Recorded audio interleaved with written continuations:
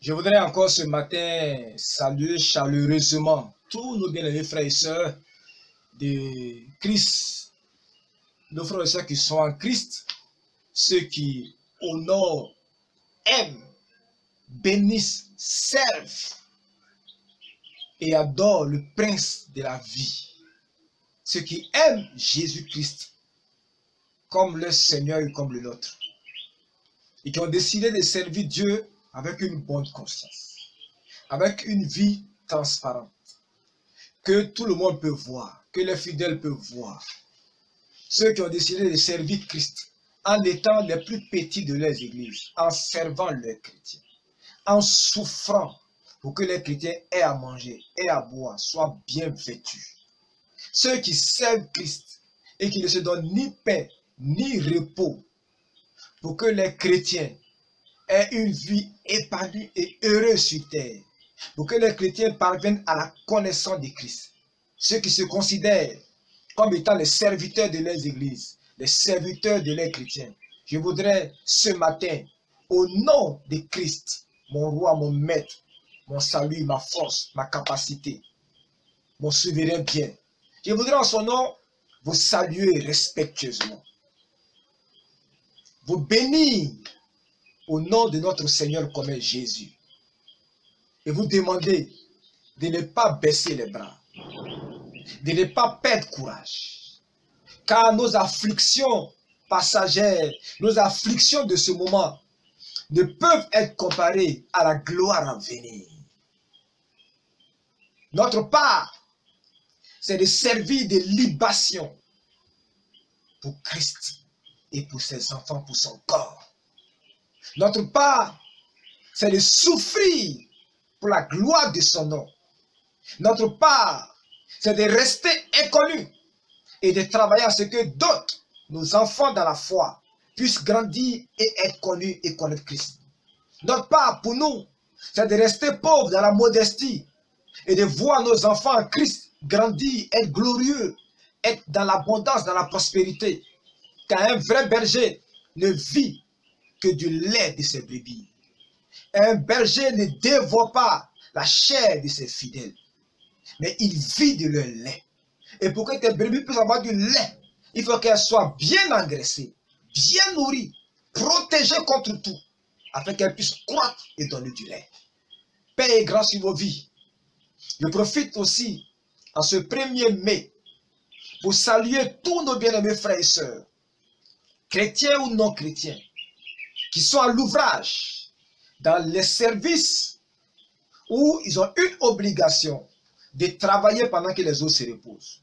Je parle du corps médical, je parle des policiers, je parle des militaires, je parle de nos bonnes femmes qui sont au marché et de tous ceux-là que peut-être j'oublie, qui travaillent pour que nous puissions avoir de l'aise, que nous puissions avoir de quoi continuer notre existence ici-bas. Que la grâce de Dieu soit sur vous.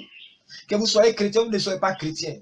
Parce que vous travaillez, pendant que nous nous reposons, parce que vous travaillez pour que ce pays-là évolue et prospère. Je prie que la grâce et la paix de Dieu reposent sur vos vies.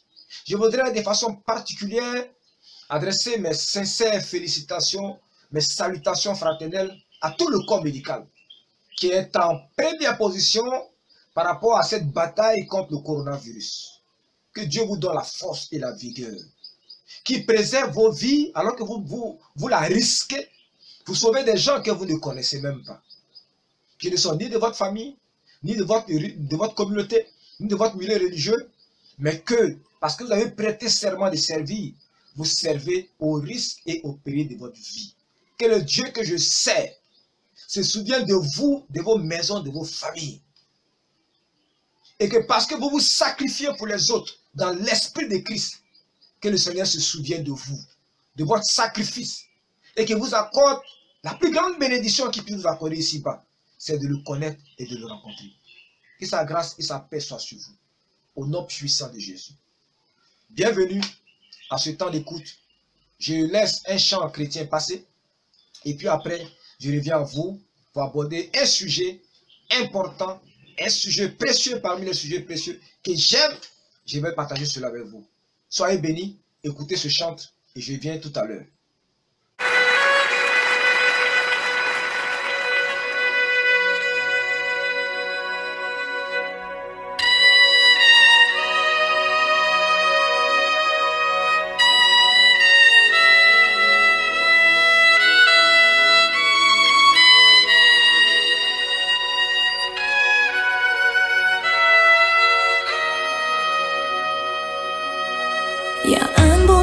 chante en moi et qui me donne la joie,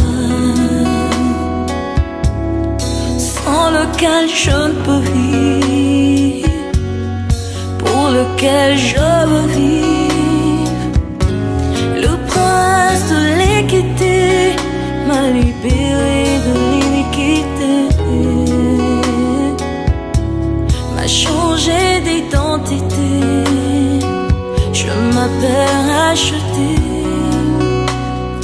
Où irai-je encore loin de toi, celui qu'on appelle Emmanuel, mon bonheur et ma joie, mon tout, mon bien précieux et personnel, mon ami, mon cœur, mon Jésus, mon Jésus, mon Jésus, mon Jésus. Je n'ai pas d'autre que toi, Seigneur. Mon Jésus, mon Jésus, mon Jésus. Je n'ai pas d'autre que toi, Seigneur.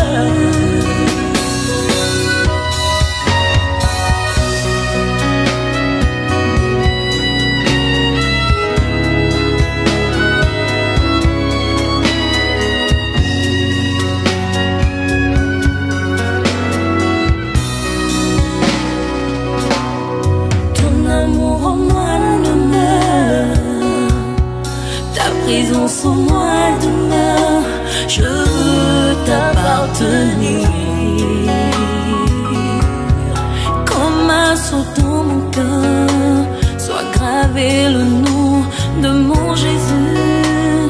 Où irai-je encore loin de toi, celui qu'on appelle Emmanuel, mon bonheur et ma joie,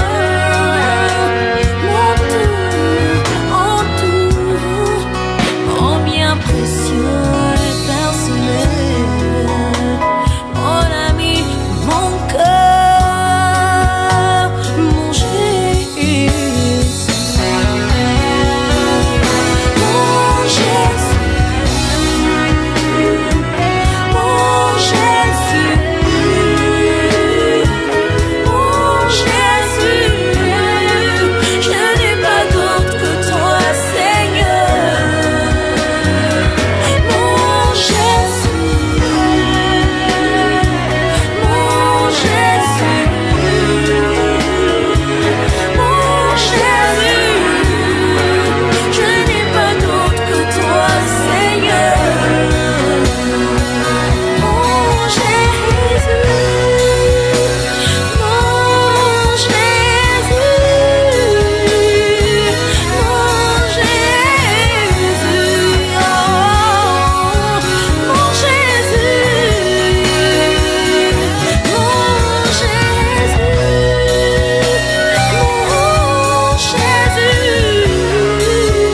Jésus, mon Jésus, mon Jésus, oh, mon Jésus.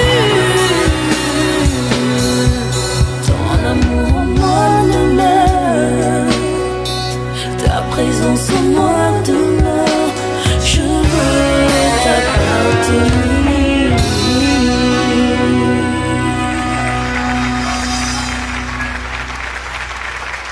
Bon, je reviens. Le sujet que je vais aborder ce matin s'intitule Les fils de la GN. Les fils de la GN. Ou comment est-ce que les églises chrétiennes, au lieu de produire des enfants de Dieu, au lieu de produire des fils du royaume, sont en train de fabriquer, de produire des hommes et des femmes qui sont complètement qualifiés pour aller en enfer. Comme elles sont en train de produire des hommes et des femmes qui n'ont même pas besoin de visa pour aller en enfer. Et c'est l'un des dangers que courent tous ceux qui aujourd'hui, tous les dimanches, vont s'asseoir dans une assemblée, dans un temple, pour écouter la parole de Dieu. Si vous n'avez pas de discernement, si vous n'exercez pas votre esprit à discerner, à interroger les enseignements et les pratiques dans les églises où vous partez, des loups ravisseurs, des gens dont la condamnation est écrite depuis le commencement du monde, comme le dit l'apôtre Jude, ces gens-là vont vous entraîner dans la géhenne, dans la perdition. Alors, la géhenne, c'est quoi? La géhenne, c'est un mot qui est dérivé d'un mot hébreu qui désignait une vallée. C'est une vallée en Israël. Comme je ne comprends pas l'hébreu, j'ai peur de dire le mot en hébreu parce que ça va sonner faux. Mais je crois que c'est Guillemon, qui est une vallée à Jérusalem où on partait entreposer les ordures ménagères, les déchets, pour pouvoir, loin de la ville, les brûler jusqu'à ce que ces déchets-là soient détruits. Et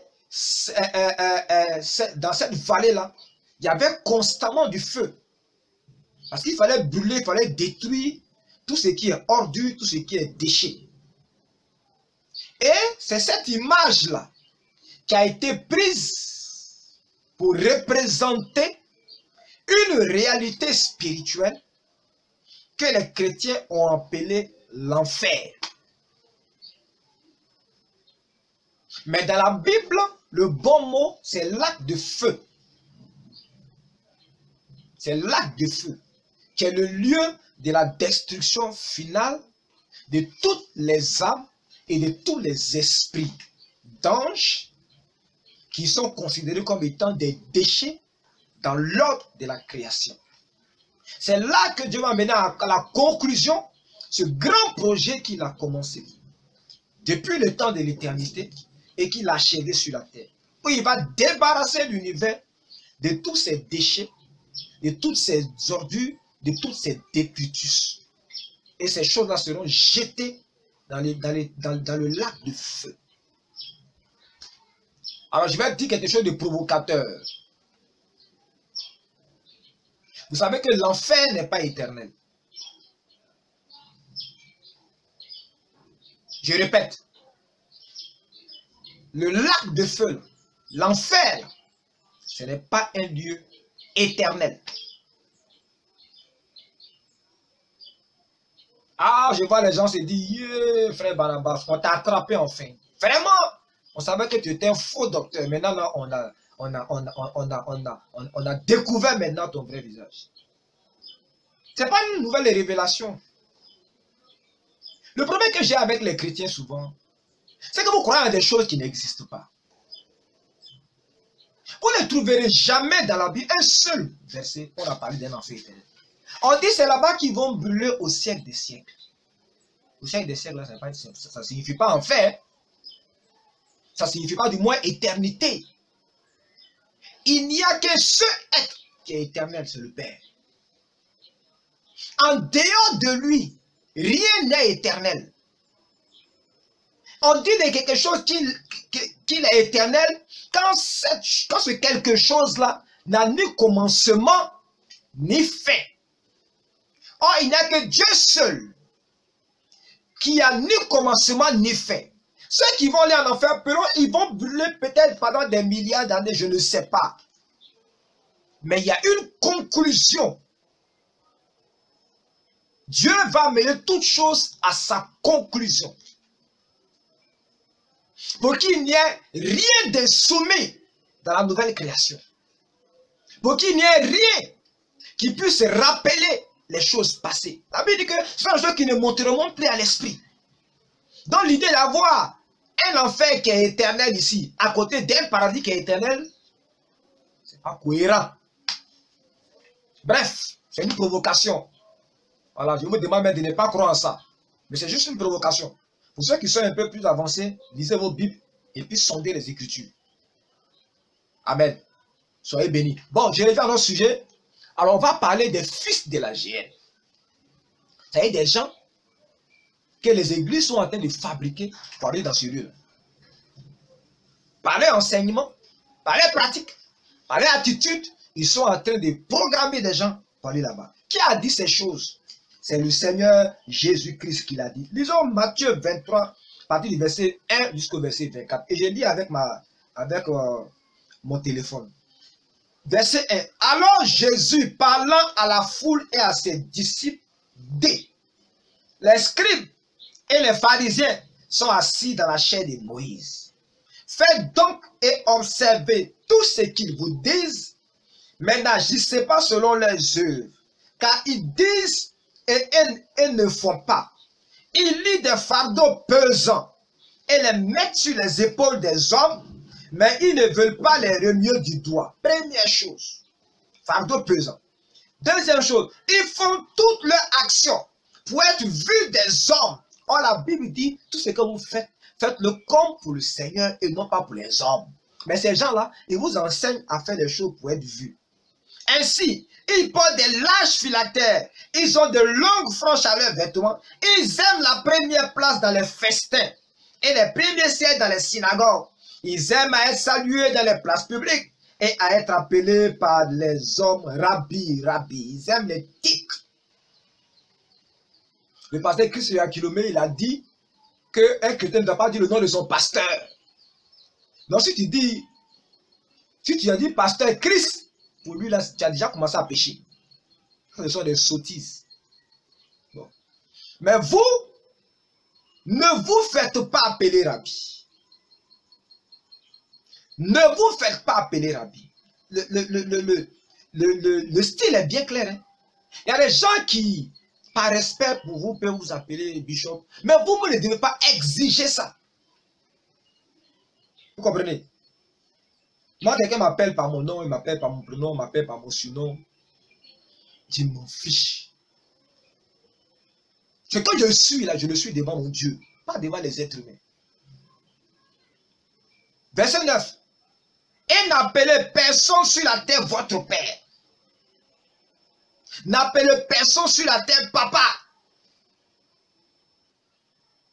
Car un seul est votre père, celui qui est dans les cieux. C'est pourquoi, je répète, j'ouvre une parenthèse. Quand mon livre va sortir, vous allez lire. Cette affaire de paix spirituelle, hein?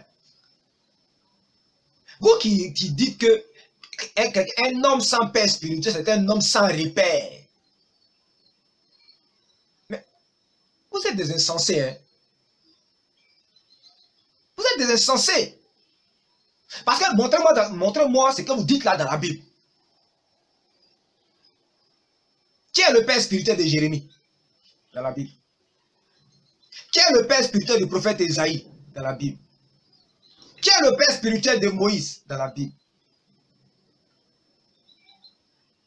Qui est le père spirituel du prophète Joël? Qui est le père spirituel de Michée? Qui est le père spirituel d'Abakouk? Montrez-moi dans la Bible. Montrez-moi ça dans la Bible. Regardez, je vais vous dire un secret. Cette affaire de paix spirituelle, c'est un emprunt de la franc-maçonnerie. À la franc-maçonnerie, il y a quelqu'un qui t'introduit, il est ton parrain. Et c'est à lui que tu te réfères. Il est ton référentiel et ta référence est ton référent. Durant tout ton processus dans la franc-maçonnerie. C'est lui qui est ton protecteur. Sans lui, tu ne peux pas faire grand-chose. Parce qu'on considère que c'est un milieu que tu ne connais pas. Il faut absolument quelqu'un pour t'accompagner. Mais en Christ, celui qui te dirige, qui te guide, c'est le Saint-Esprit. Moi, j'ai fait une église bâtie Œuvre et Mission. On ne croit pas à la politique, au principe de paix spirituelle. Ça n'existe pas. Mais il n'y a pas de chrétiens plus stables que des chrétiens baptisés sur une mission. Allez-y au Assemblée de Dieu, ce sont des gens qui n'existent pas. Ce sont des inventions des petits brigands qui sont entrés dans le ministère. Des gens ignorants qui ne savent même pas, qui ne comprennent pas les choses et qui répètent comme des perroquets là, des bêtises qu'ils ont entendues au Nigeria. Au Nigeria, quand ils parlent de paix spirituelle là, ils utilisent ça dans un langage codé. Parce que là-bas, il y a des pratiques initiatiques pour avoir le pouvoir. Donc celui qui t'introduit là-bas, là, celui qui est ta couverture, si tu as commis une erreur, celui qui peut aller te défendre là où vous avez pris les fétiches là. C'est pourquoi il tient tant à ce principe. Sinon, en Christ, il y a les pères en Christ. Celui qui t'a fait connaître Jésus. Est-ce que vous connaissez? Et puis ensuite, il y a celui qui va se reproduire en toi. Pour que quand il se reproduit, ce n'est pas que tu commences à penser comme lui, hein. Qui va te donner la connaissance que lui il a reçue de Christ par son expérience. Et le but de cet homme-là, qu'on peut appeler père spirituel, ce n'est pas d'être ton repère. Non. Notre repère, c'est la parole de Dieu. Et notre guide suprême, c'est le Saint-Esprit. Mais cet homme-là va te donner des éléments pour que tu sois capable de continuer son œuvre, ou bien que tu sois capable de manifester par ta vie un aspect de son œuvre, de son appel qu'il n'a pas pu développer. Mais ce n'est pas lui qui est ta respiration. Bon, bref, on aura le temps de parler de tout ça. Ne vous faites pas appeler directeur, car un seul est votre directeur, le Christ. Le plus grand parmi vous sera votre serviteur. Quiconque s'élèvera sera abaissé, et quiconque s'abaissera sera élevé. Malheur à vous, scribes et pharisiens hypocrites. Maintenant, on va venir sur notre sujet. Parce que vous fermez aux hommes le royaume des cieux. Vous n'y entrez pas vous-même, et vous ne laissez pas entrer ceux qui veulent entrer. Malheur à vous, scribes et pharisiens hypocrites, parce que vous dévorez les maisons des veuves. Et vous faites pour la parole de longues prières. À cause de cela, vous êtes jugés plus sévèrement. Malheur à vous, scribes et pharisiens hypocrites, parce que vous courez la mer et la terre pour faire un seul converti. Et quand il est devenu, vous en faites un fils de la géhenne deux fois plus que vous.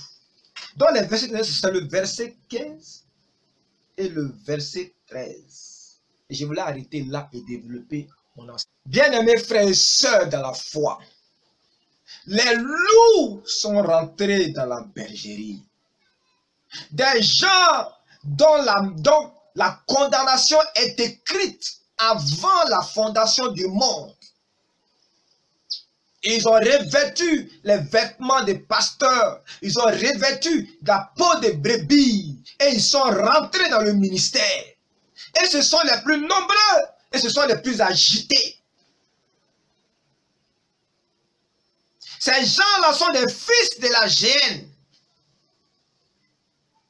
Leur condamnation a déjà été écrite.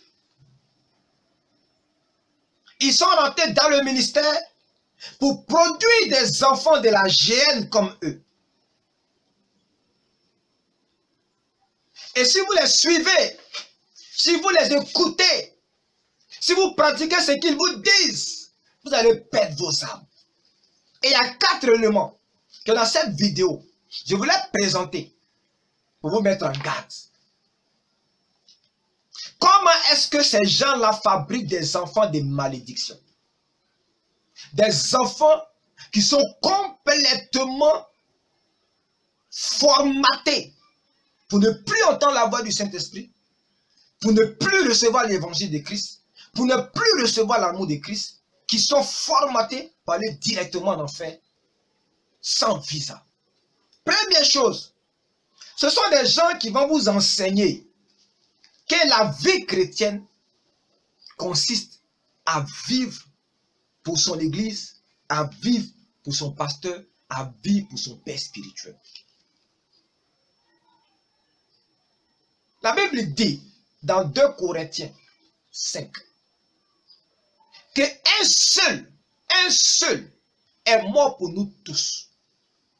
Ce seul-là, c'est Jésus. Afin que ceux qui vivent ne vivent plus pour eux-mêmes. Car si je vis, ce n'est plus moi qui vis, c'est Christ qui vit en moi.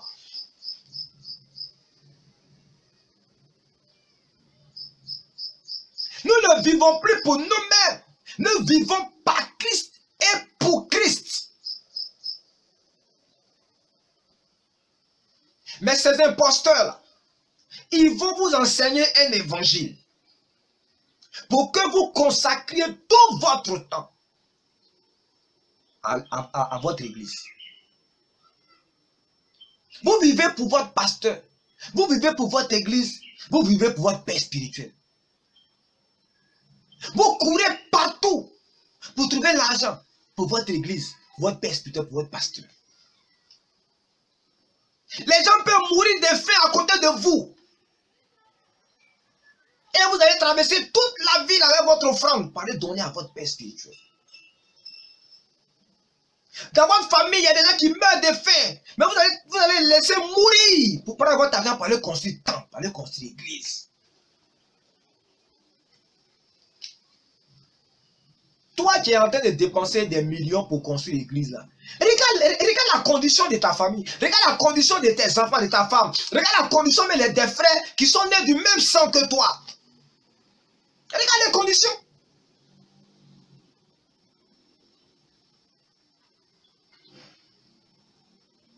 Vous êtes prêts à payer toutes sortes de dîmes. Mais vous oubliez le principe de l'évangile, c'est la miséricorde. C'est l'amour de son prochain. C'est la justice de Dieu. Donc je vous mets en garde.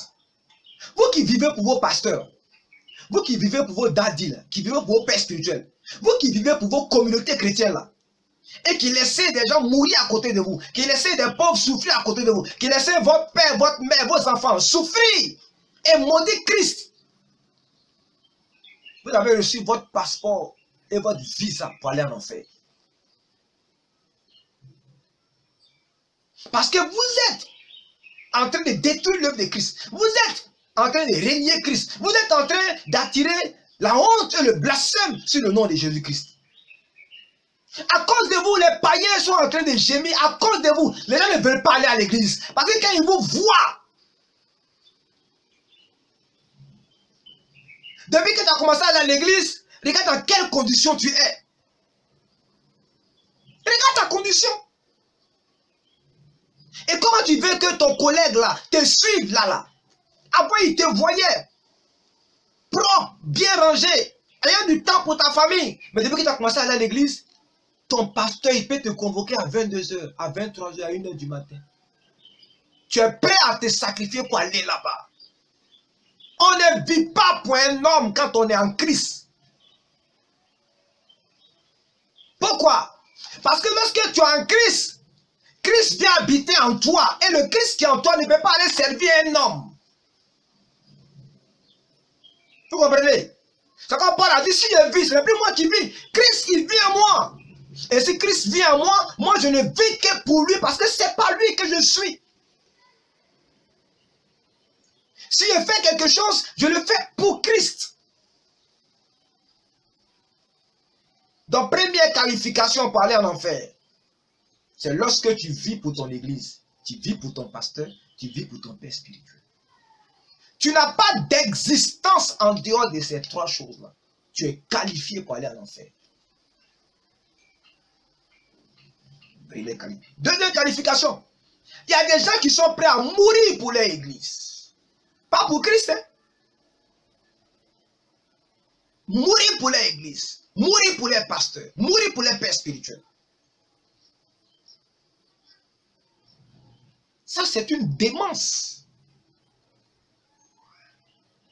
C'est une démence.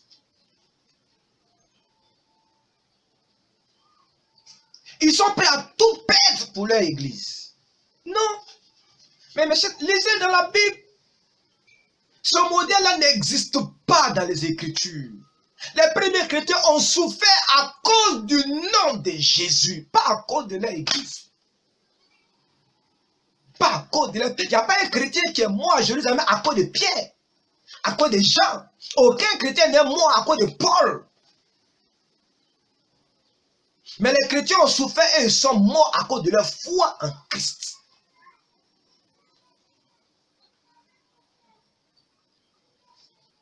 Troisième chose, il y a des gens qui sont prêts à mentir pour défendre leur père spirituel. Et c'est eux que vous voyez sur les réseaux sociaux. Ils sont là, ils n'ont même pas honte. Ils sont là en train de défendre leur père spirituel. Des imbéciles insensés. C'est eux qui parlent de loyauté. Il faut être loyal. À qui? Un être humain? Ton œil. Loyal à un être humain? Tu sais ce qui est en l'homme? La Bible dit malheur à celui qui se confie en l'homme, qui prend la chair pour son appui. Moi, j'étais prêt sur Facebook. Toi, tu es venu me défendre sur Facebook. Toi, tu me connais? Tu sais ce qui est en moi? Tu as me défendre sur Facebook. La seule personne qui peut me défendre dans ce que je fais là, c'est ma femme et puis c'est le directeur de la chaîne de télévision. Et puis peut-être mes enfants parce que je leur prêche le même évangile. Si tu n'as pas ça, la seule qui vient me défendre sur Facebook, là, vous qui allez me défendre, vous êtes des insensés. Hein? La Bible dit malheur à celui qui se confie en l'homme et qui prend la chair pour son appui. Et qui va se détourner de Dieu, qui ne va plus écouter ce que la Bible dit. Qui va mettre ce que son père spirituel dit au-dessus de la Bible. Ton père spirituel dit que tu n'es pas un homme de Dieu et tu crois en ça. Alors que la Bible dit que tous ceux qui servent Christ sont les serviteurs de Christ.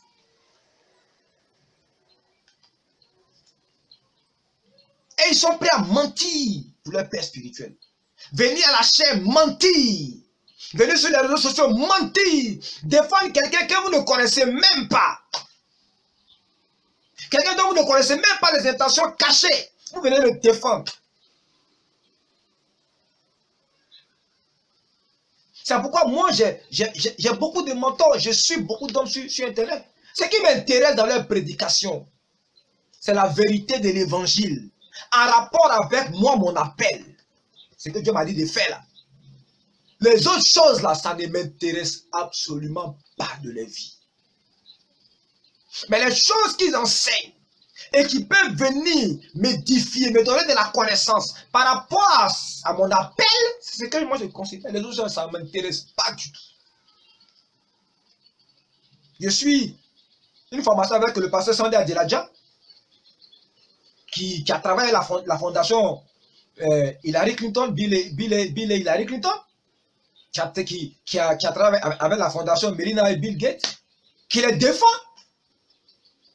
Mais moi, je dis que ces deux gens-là, les Hillary Clinton et elles sont des filles du diable. Mais lui, il est mon mentor, mais il les défend. Et je ne suis pas d'accord avec lui. Et le jour que j'ai l'occasion de dire, je ne suis pas d'accord avec lui. Sur ce plan-là, il est dans l'erreur. Et je ne le suivrai pas dans cette aventure-là. Celui-là, il est mon mentor, il est mon coach. Sandé Adjeladja, mais je ne le suivrai pas.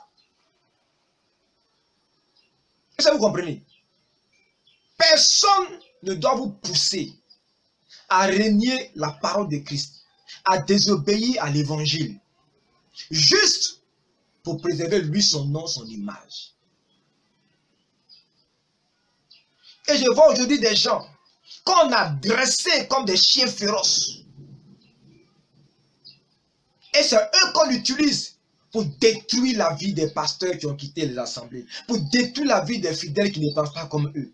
Ils sont devenus des chiens de garde de leurs assemblées. Ils sont devenus des chiens de garde de leurs pasteurs, de leurs dadis. Vous êtes des enfants de la GN.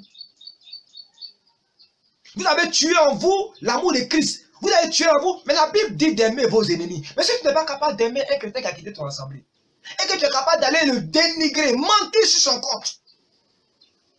Regardez, la Bible dit que si deux parties sont en conflit, hein, ça ce sont la manière dont les Juifs réglaient leurs problèmes, qu'on peut utiliser comme un modèle dans le Nouveau Testament. On écoutait les deux parties. Et c'est après avoir écouté les deux parties qu'on voit qui a tort. Bon, aujourd'hui, quand il y a un problème dans l'église, le père spirituel donne sa version, et sur la base de lui, sur sa version là, vous allez détruire la vie d'autres personnes. Vous allez détruire la réputation des gens. Vous allez des maisons, maintenant vous mentez. Il faut protéger le père spirituel. Le père spirituel, là, son âme, là, n'est pas plus important que toi, ton âme. Vos deux âmes ont la même valeur devant Christ. Pourquoi tu le protèges? C'est pourquoi moi je ne défends pas les pasteurs. Je défends la vérité de l'évangile. Parce que nous, en tant que pasteurs, on est faillible. Moi, je peux commettre des choses qu'un simple chrétien ne ferait jamais. Parce que lui et moi, on n'est pas confrontés à la même difficulté, au même challenge. Regardez, plus vous montez au haut sur la montagne, plus les risques que vous tombiez sont grands. Parce que le sommet de la montagne, les espaces là sont restreints. Donc plus on est grand dans la connaissance de Dieu, plus notre manière de marcher est difficile. C'est pourquoi je ne blâme jamais un pasteur qui est tombé, qui a commis l'impudicité, l'adultère. Moi, je ne le blâme jamais. Parce que ça fait partie de l'expérience de la marche avec Christ. Ce n'est pas des choses qu'on souhaite. Mais ça fait partie de la réalité chrétienne. Moi, je peux tomber dans des travers extraordinaires. C'est pourquoi, à la limite, si tu veux me défendre, il faut défendre mes thèses bibliques. Ce que j'enseigne. Il ne faut pas défendre mon attitude, mon comportement. Parce que je peux faire toutes les bêtises qu'un être humain est capable de faire. Chacun a en lui une dimension charnelle qui, s'il ne veille pas, ça peut le conduire à commettre des gaffes et des impairs. Donc, si vous voulez défendre votre père spirituel, là, défendez ce qu'il enseigne et qu'il prêche et qu'il soit biblique. Est-ce que vous comprenez? Quelqu'un qui maudit ses chrétiens à cause de leur digne, ne venez pas le défendre sur ma chaîne ici. Sinon, je vais vous enflammer. Quelqu'un qui prend ses chrétiens pour aller travailler dans ses champs, comme des boys, ne venez pas le défendre ici. Hein. Parce qu'il n'y a rien qui peut justifier ça dans les Écritures. Quelqu'un qui prend les jeunes filles pour aller travailler chez lui à la maison, qui sont ses servantes qui ne payent pas. Parce que c'est lui qui est le père spirituel. C'est pas biblique. On dit, l'ouvrier mérite son salaire. Ça parce que c'est ton pasteur que tu allais travailler gratuitement chez lui à la maison. Non. Si tu le fais de bonne foi sans qu'on t'ait demandé, je peux comprendre. Mais lui ne peut pas t'esclavagiser. Donc ceux qui sont prêts à mentir là, pour protéger leur église, pour protéger les pères spirituels, bienvenue en enfer. On va vous accompagner là-bas. Et comme nous sommes les fils de la lumière, l'enfer ne peut pas nous retenir. On va vous accompagner là-bas. Parce que vous n'avez rien compris. Vous ne savez pas que votre salut a coûté la vie au Fils de Dieu. Tu ne sais pas que ton salut l'a coûté cher à Jésus. Et pourquoi tu te laisses esclavagiser par un être humain? Alors qu'un Dieu a revêtu un corps pour mourir à cause de toi? Et tu penses que tu n'es pas précieux? Et tu vas accepter qu'un homme te méprise, te piétine? Au nom de quoi? De l'évangile? C'est pas la Bible qui condamnera les élus de Dieu? Qui les condamnera? Parce que celui qui est mort là, c'est pas n'importe qui, il n'est pas mort pour des animaux, il est mort pour moi. Pour que je puisse recevoir l'héritage des saints, pour que je reçoive la vie éternelle, et que je marche dans cette ville-là, pour reproduire son image parfaite.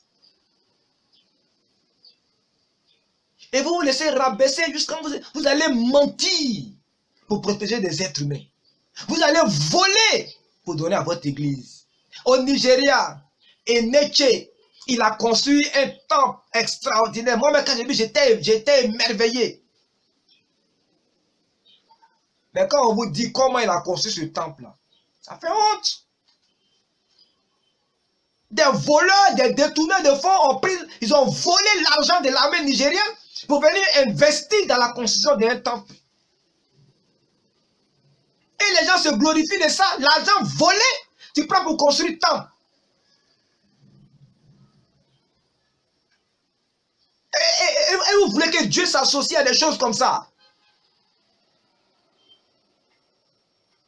Voici comment est-ce que ces gens-là, ils lient des fardeaux pesants sur les fidèles. Ils vous obligent à vous déshumaniser. Je vois des chrétiens qui commencent à faire des complots contre leurs propres parents, parce que leurs parents ne vont plus dans la même église qu'eux. Des gens qui complotent contre leurs propres femmes, contre leurs propres maris, à cause de leurs pasteurs, à cause de leur église. Vous êtes un fils, une fille de la gêne. Vous comprenez? Si vous ne vivez que pour votre église, vous vivez pour votre pasteur, vous vivez pour le père spirituel, je ne suis pas sûr que vous allez aller au paradis. Un chrétien, il doit atteindre un niveau où par l'Esprit de Dieu, il est capable de dire à son pasteur que pasteur, ça, je ne suis pas d'accord. Que ça, je crois que ça, là, on est dans l'erreur. Tu n'as pas atteint ce niveau-là. J'ai dit souvent, un homme dont la vie est dirigée par un autre homme, qu'il soit prophète, qu'il soit daddy, qu'il soit docteur comme moi, qu'il soit apôtre mondial, intergalactique. Si un homme conduit ta vie, tu es perdu à 50%. C'est-à-dire que tu viens de sacrifier 50% de ta possibilité de marcher avec Christ. Or, la vie éternelle, c'est qu'ils te connaissent, toi, le seul vrai Dieu, et qu'ils connaissent Jésus-Christ. La vie éternelle commence quand tu as une connaissance personnelle de Christ. Et quand tu connais personnellement Jésus, il vient vivre en toi pour te diriger. Comment Dieu peut être en toi pour te diriger? Et puis c'est un gugus qui sort de nulle part, celui qui te dirige, celui qui va te dire chaque matin ce que tu dois faire, celui qui va te dire ce que tu dois porter comme habit, celui qui va te dire ce que tu dois mettre comme parfum. Dans la série sur le féminisme, je vais parler du vêtement. Aucun pasteur ne doit t'imposer ta manière de t'habiller. Je vais vous dire pourquoi. Donc voici l'entreprise démoniaque dans laquelle plusieurs pasteurs se sont engagés. Pourquoi? Parce qu'ils ne connaissent pas Christ, ils ne connaissent pas l'évangile. Et ils ne savent pas comment diriger le peuple que Dieu lui a donné. Parce qu'ils ne sont pas des bergers. Vous savez, dans la Bible, il y a 5 ministères. Parmi les 5 ministères-là, il y a un qu'on appelle le ministère du pasteur. C'est eux qui sont les bergers. C'est eux qui ont les attitudes, les capacités de conduire un troupeau. Moi-même, là, je ne peux pas être pasteur d'église locale. C'est vrai, j'ai mes aptitudes, mais je n'ai pas le ministère ni l'onction des bergers. Je ne peux pas diriger l'église. Parce que je connais les challenges. Par contre, mon grand frère, le pasteur Marcelin, souvent je suis dans l'admiration quand je le vois. Quand je vois la peine qu'il a pour les âmes. J'ai un autre ami, le pasteur Baloumak, qui est à Bobo. Ce sont des bergers. Chaque fois que je le vois dans le ministère des pasteurs, je suis ému jusqu'aux larmes. À cause de l'amour qu'ils ont pour leurs fidèles. Prêts à se sacrifier. Je voudrais témoigner de mon grand frère pasteur, le pasteur Marcelin. Un jour, on est allé à une réunion de famille à Divo.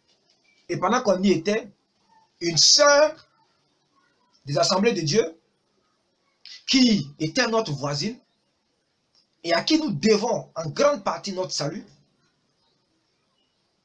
ces sœurs-là donc des Assemblées de Dieu, avec les autres de la famille, jeûnaient et priaient pour notre salut.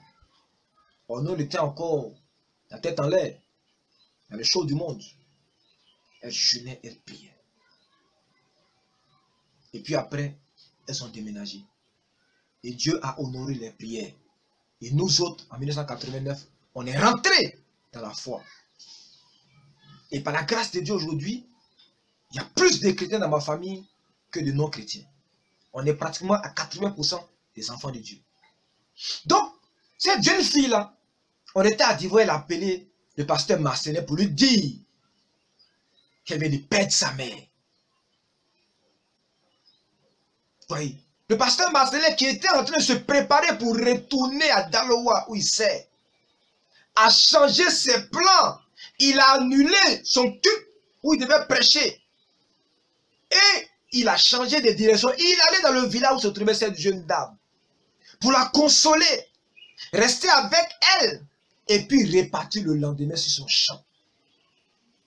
Et il est resté à l'écoute de cette dame jusqu'à ce que le temps des funérailles arrive. Et il a fait tout ce qui était en son pouvoir pour avoir l'argent et aller rendre visite, participer aux obsèques, soutenir cette femme-là. Ça, c'est ce qu'on appelle un berger. Jésus a donné une image. Il était un bon berger. Lorsqu'il compte ses brebis et qu'il manque une seule brebis, il laisse les 99 brebis sur la montagne et il descend seul dans la vallée pour aller chercher la 100e brebis qui manque. Pourquoi? Parce qu'un berger n'a pas de sommeil jusqu'à ce qu'il ait vu l'entièreté de ses brebis. Mais ce sentiment-là, il n'y a que les pasteurs qui ont ça. C'est pourquoi les plus grands dans l'église, ce sont les pasteurs. Et je salue respectueusement tous ceux qui sont les pasteurs, qui sont à la peine, qui sont à l'ouvrage. Oh, peut-être tu n'as pas d'onction, tu n'as pas de charisme. Mais il y a quelque chose de plus grand que ces choses. C'est l'amour que tu donnes à tes fidèles. Le fait que tu peux aller les apaiser. Peut-être que tu es un fidèle qui est malade. Tu n'as pas de don de guérison pour le guérir. Mais tu as à ses côtés à l'hôpital. L'encourageant à garder la foi. L'encourageant à garder l'espérance. Et puis un jour, cette fidèle-là décède. Et tu seras là avec la famille pour les consoler, pour les aider à enterrer dignement ce fidèle-là. Cher ami, tu es un grand dans le royaume des cieux. Et ta récompense sera grande devant le Seigneur Jésus-Christ. Je te le dis en vérité. Il ne faut pas te laisser effrayer pour ceux qui portent les titres pompeux des bishops intergalactiques, des dadiers interplanétaires et qui ne connaissent même pas chez les fidèles, qui ne savent même pas comment les fidèles vivent, qui n'ont aucune part aux souffrances de les fidèles. Il ne faut pas les envier. Ces gens ne servent pas Christ. Ils n'ont pour Dieu que leur propre ventre. Et ce sont ceux-là qui fabriquent les fils de la géhenne. Ils manipulent les fidèles pour que les fidèles vivent pour eux. Les gens qui n'ont pas de respect pour les femmes mariées, qui peuvent convoquer les femmes mariées chez eux à n'importe quelle heure sans respecter leur statut. Oh, la Bible dit que le mariage soit honoré de tous. Et tu n'honores pas les femmes mariées, tu les traites comme tu veux. Tu les appelles chez toi, tu les convoques à des réunions, tu les envoies en mission sans consulter leur mari. Oui, sans consulter leur mari. C'est parce que la femme est chrétienne que tu penses que tu as tous les droits sur elle. Le premier qui a un droit sur sa femme, c'est le mari. Si tu veux envoyer sa femme en mission, mais consulte son mari. Si son mari dit qu'il ne veut pas, mais c'est fini. Tu ne peux pas te servir d'elle. Et quand on lit dans l'Ancien Testament, il y a une référence là-bas qui nous éclaire. Vous savez, dans l'Ancien Testament, si une femme mariée fait un vœu à Dieu, son mari peut casser ce vœu-là. Est-ce que vous comprenez? Son mari peut casser ce vœu. C'est pour cela que dans le Nouveau Testament, la Bible dit que le mariage soit honoré. Et tu dois respecter les gens qui sont mariés. Petit pasteur là, il faut respecter les femmes mariées de ton église. Ce n'est pas tes camarades. Maman pasteur, prophétesse, il faut respecter les maris des femmes qui sont dans ton église. Ce ne sont pas tes camarades. Pourquoi on a transformé l'église en un repère de brigands et de délinquants? On pense que parce qu'on est pasteur, on se permet tout. Mais le titre de pasteur ne te donne pas des droits. Ça te donne plutôt des obligations de servir les gens. Ça te donne plutôt la responsabilité d'assurer le bien-être des gens. Et comme vous êtes en train de fabriquer des enfants de malédiction, vous les instruisez dans des choses anti-bibliques, dans des choses qui contrarient l'esprit de Christ. Et vous voyez ces gens, ils sont habillés ici, ils se promènent pour défendre leur pasteur, ils se battent à cause de leur pasteur, ils donnent des coups de poing à cause de leurs églises. Vous n'avez même pas honte. C'est ce que Christ vous a enseigné. C'est ce que Christ vous a enseigné. C'est lui, Jésus, c'est lui seul qui a la raison pour laquelle nous devons mourir. Pourquoi? Parce que lui, il a donné sa vie pour nous. Moi, je peux mourir pour Christ, parce que Christ a donné sa vie pour moi. Je peux mourir pour mes brebis, parce que les brebis, là, Dieu m'emploie pour eux. À part les deux choses-là. Moi, je ne peux pas mourir pour l'église de quelqu'un. Moi, je ne peux pas souffrir pour l'église de quelqu'un. Pour quelle raison? Tu vas me donner quoi? Tu vas me donner quelle récompense si moi, je me sacrifie pour ton église? On voit ça bien ici. Quand l'église n'est rien, on te donne toutes les promesses. Quand l'église grandit, on ne se rappelle même pas de ce que tu as fait comme sacrifice. On change l'histoire de l'église. Donc, bien aimé, mettez-vous en garde des loups ravisseurs. J'ai fait une première vidéo. Cette deuxième vidéo, c'est la suite. Les fils et les filles de la GN. Si l'évangile qu'on vous prêche n'est pas dans vos cœurs, la crainte de Dieu et l'amour pour vos ennemis, je précise bien, ceux que vous considérez comme étant vos ennemis parce qu'ils ne sont plus dans vos églises là, la Bible dit que vous avez l'obligation de les aimer. Vous comprenez? Si l'évangile qu'on te prêche ne met pas ça dans ton cœur, et que c'est toi qui vas de maison en maison pour dénigrer ceux qui ne croient pas comme toi, qui ne pensent pas comme toi, pour dénigrer ceux qui parlent contre ton père spirituel, qui parlent contre ta mère spirituelle, qui parlent contre ton église, tu es un enfant de perdition. Tu es un enfant de perdition.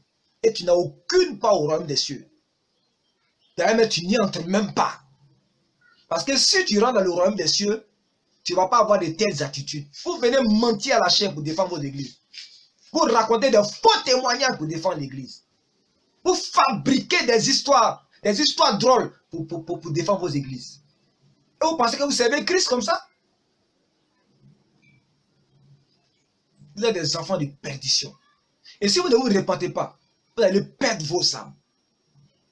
Vous allez perdre la grâce de Dieu. Vous allez perdre la gloire de Dieu. Parce que vous ne servez pas Christ. Vous voulez défendre vos pasteurs? Défendez la vérité que ces gens-là prêchent. Sans même les nommer. Vous n'avez pas besoin de dire le nom de quelqu'un. Défendez la vérité qu'ils prêchent.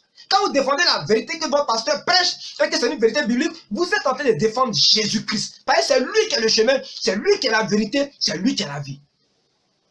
Ne venez pas faire une vidéo pour défendre pasteur ou pasteur grand. Moi, je suis qui? Et vous allez venir me défendre. Vous êtes malade de venir me défendre? Vous êtes malade? Vous voulez me confronter à Jésus-Christ, qui est mort pour moi? Vous savez pas que tout ce qu'on fait dans le corps de Christ, c'est pour lui et pour lui seul Jésus-Christ? Maudit soit celui qui viendra sur Facebook pour me défendre. Que le Dieu que je sais le maudisse et le maudisse et le maudisse. Défendez la vérité qui est en Christ. Prenez votre Bible, défendez la vérité qui est en Christ. Ne me défendez pas. Parce que moi, je suis au service de quelqu'un. C'est lui que moi, je défends. Et lui, il est puissant pour me défendre. Il n'a pas besoin que vous me défendiez. Voilà mon enseignement de ce matin. Et je suis fâché. Et je suis énervé. Parce que les gens jettent le discrédit sur l'évangile que nous prêchons. Aujourd'hui, vous entrez dans une église, vous ne trouvez rien de bon. Ce sont des ramassis de chrétiens, n'ayant aucun brin de l'esprit. Des gens qui sont incapables de discerner la vérité du mensonge, incapables de se conduire.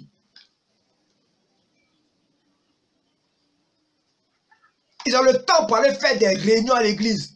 Ils ont le temps pour aller faire des programmes à l'église. Ils n'ont aucun temps pour rendre visite à leurs parents. Ils n'ont aucun temps pour rendre visite aux pauvres, aux orphelins. Aucun temps pour ceux qui sont les démunis, les délaissés de la société.